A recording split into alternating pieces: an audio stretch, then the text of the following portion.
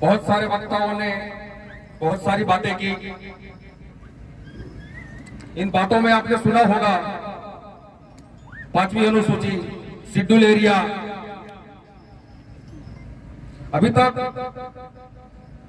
हमारे पूरे भिल प्रदेश के ज्यादातर आदिवासियों को पता नहीं है कि शेड्यूल एरिया क्या है। शेड्यूल एरिया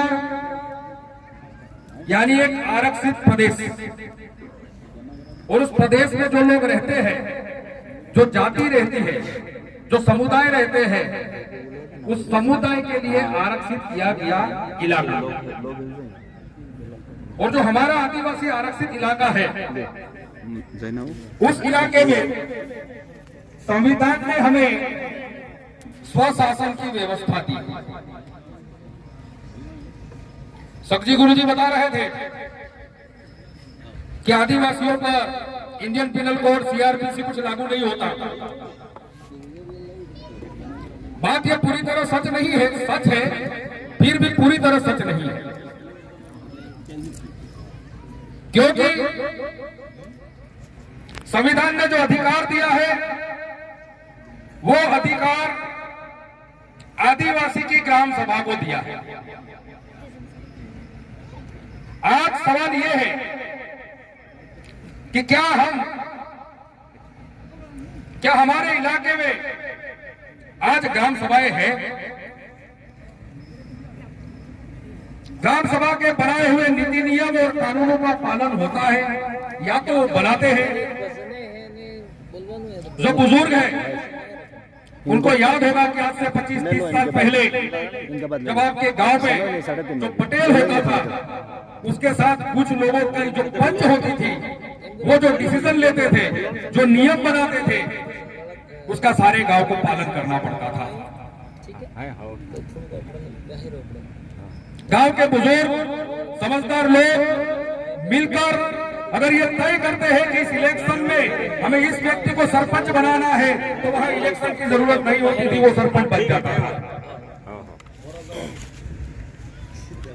जब विधानसभा का या तो लोकसभा का चुनाव आता था, तो वो लोग बैठकर तय करते थे कि हमें इस उम्मीदवार को वोट देना है। पूरा गांव उस उम्मीदवार को वोट देता था। बाद में क्या हुआ कि गांव में बंटवारा हो गया, कोई कांग्रेस, भाजपा, बीटीपी या अलग अलग पार्टी। और ये जब हुआ, जब ही हमारी ग्राम सभा खत्म हुई, तब से जो हमारे पास अपने शासन करने का अधिकार था, वो अधिकार छीन गया। जैसे हमारे गांव की ग्राम सभा थी, वैसे ही हमारे तहसील की, जो तालुका पंचायत हमारे गुजरात में बोलते हैं, आपके वहां क्या बोलते हैं मेरा याद नहीं मुझे, और एक डिस्ट्रिक्ट में जिला परिषद, वो भी एक तरह से शेड्यूल एरिया की ग्राम सभा है। और स्टेट लेवल पर जो ट्राइबल एडवाइजरी कमेटी है, वो हमारी ग्राम सभा है। और ये आदिवासियों का नुकसान जो शुरू हुआ, वो तब शुरू हुआ कि जब हमने अलग अलग पार्टियों के लोगों को चुन के भेजने का शुरू किया। हमें अपना एक उम्मीदवार समाज की ओर से सिलेक्ट करके चुन के भेजना चाहिए। उसकी जगह पर हम कांग्रेस के उम्मीदवार को, भाजपा के उम्मीदवार को या तो अन्य किसी पार्टी के उम्मीदवार को चुनना शुरू किया।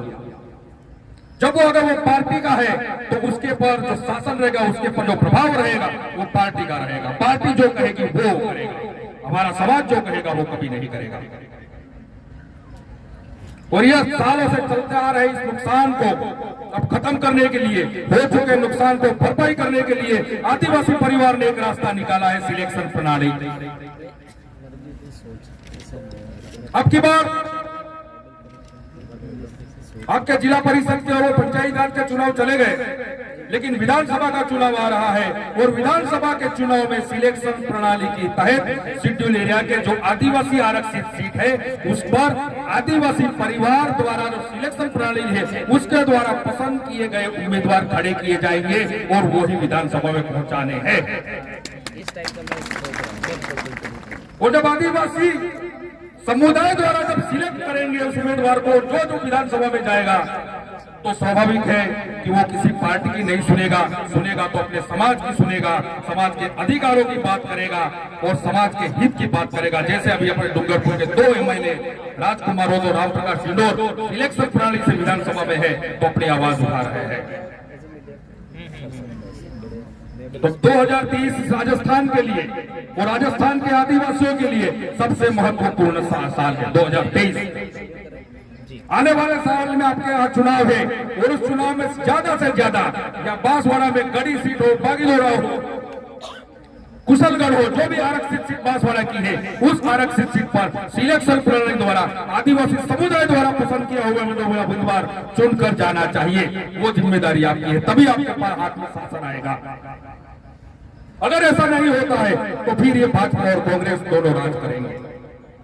आदिवासी परिवार को या तो हमें आदिवासियों को ना मुख्यमंत्री बनना है ना गृह मंत्री बनना है, हमें रक्षा करनी है सिर्फ हमारे शेड्यूल एरिया की, और शेड्यूल एरिया की रक्षा करने के लिए हमें हमारे उम्मीदवार चुन के भेजने पड़ेंगे।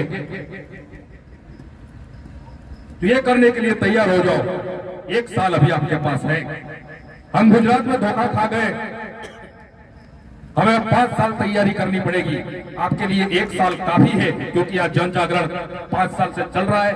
आप चाहो तो ये तीनों सीट जो बांसवाड़ा के आरक्षित है, तीनों पर आप आदिवासी परिवार द्वारा सिलेक्शन प्रणाली द्वारा तैयार किए हुए उम्मीदवार को भेज के विधायक बना सकते हो और आपके अधिकारों की रक्षा कर सकते हो।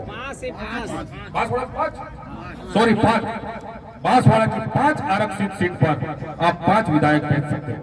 जैसे डूंगरपुर के 2 विधायक पूरी विधानसभा हिला रहे, जैसे अगर यहाँ से 5 जाएंगे, डूंगरपुर के जाएंगे, उदयपुर के जाएंगे, प्रतापगढ़ के जाएंगे, तो क्या हाल होगा वो सोचो। सरकार का सारा ध्यान आदिवासियों पर होगा। एक योजना आदिवासी इलाकों में लागू होगी, करोड़ों रुपये आएंगे, आपके बच्चे पढ़ेंगे, बच्चों को रोजगार मिलेगा, किसानों को पानी मिलेगा, जो भी चाहिए वो सारा मिल सकता है तब कि जब हम सारे आरक्षित सीट पर अपने चुने हुए विधायक भेजें। और जो स्टेट की ग्राम सभा में जो बता रहा था ट्राइबल एडवाइजरी कमेटी, उस कमेटी में भी अपने सिलेक्ट हुए उम्मीदवार बैठेंगे, वही टीएसी के मेंबर बनेंगे, तो पूरे राजस्थान में आदिवासी के खिलाफ एक भी काम नहीं होगा। जो कानून वाली बात मैंने बताई थी आदि सच, उस बात को मैं फिर यहाँ बात कर रहा हूँ। वो मैंने क्यों बोला? ट्राइबल एडवाइजरी कमेटी के पास पावर क्या है? अगर राजस्थान में कोई भी योजना लागू होती हुई, आदिवासी इलाके की बात नहीं है, गैर आदिवासी इलाके में पूरे राजस्थान में कोई भी नियम बनता है, कानून बनता है, कोई योजना लागू होती है, अगर उस योजना, उस नियम, उस कानून के खिलाफ ट्राइबल एडवाइजरी कमेटी आपत्ति दर्शाता है तो वो कानून बन नहीं सकता, वो योजना नहीं बन सकती, वो नियम नहीं बन सकता। अभी जो ट्राइबल एडवाइजरी कमेटी में जो मेंबर है वो सारे मेंबर कांग्रेस और भाजपा के हैं, और वो सारे मेंबर अपनी पार्टी की बात सुनते हैं, समाज की नहीं। और इस हिसाब से वो हमारे खिलाफ जो षड्यंत्र हो रहे हैं, हमारे खिलाफ जो काम हो रहा है, जिस योजना से हमें नुकसान हो रहा है, जिस कानून से हमें नुकसान हो रहा है, वो होने दे रहे हैं। तो ये रोकने के लिए और आदिवासी ग्राम सभा जो स्टेट की है उसमें अपने लोगों को बिठाने के लिए भी यहाँ से अपने सिलेक्ट किए हुए उम्मीदवार को भेजना पड़ेगा।